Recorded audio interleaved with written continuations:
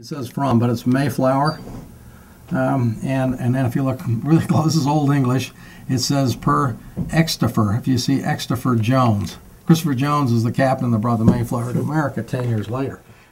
I was just always fascinated by old things. I remember when my grandfather died, and I was actually only 7 then. I remember the aunts and uncles building a fire and just dumping boxes and boxes of stuff that my grandmother had saved. She was a real pack rat, and she saved a lot of things.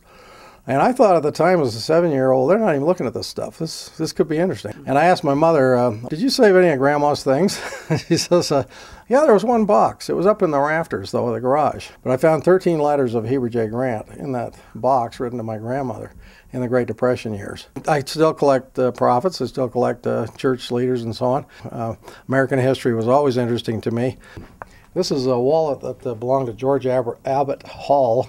He was an American patriot who was actually exiled from South Carolina, Charleston, South Carolina, during the Revolution for having pro-rebel, sentiments. This wallet was given to him by his cousin, George Washington, and the two men actually were quite close. There's a photograph that was taken in the 19th century. You can tell by the photographic paper, it's very thin, of the wallet, and a note on the back that from the family that it just says, quote, General Washington's wallet, given by him to George Abbott Hall. Down the hallway, like I say, is the first document I collected that way, and that was out of an antique store in Salt Lake. This is Thomas McKean, and this got me interested because it's an early document. It's 1806, but I didn't realize that he had been the last signer.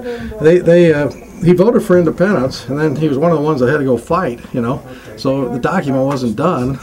And they let him come back after Yorktown, 1781. He was the last one because he voted on it to come back and sign the document.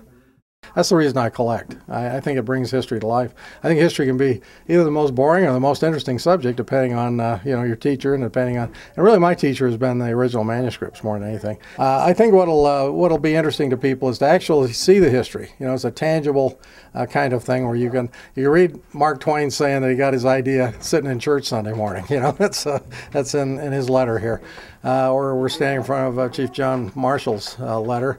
Or most poignant of all is the one right behind you here, this notice of a public sale of Negroes in Charleston, South Carolina in 1833, where public notice, a printed notice, says the family's willing to that the owner's willing to split up the family, sell the children off from the parents. And you think something like this happened in our country? When you read that, it really hits you between the eyeballs. Yeah.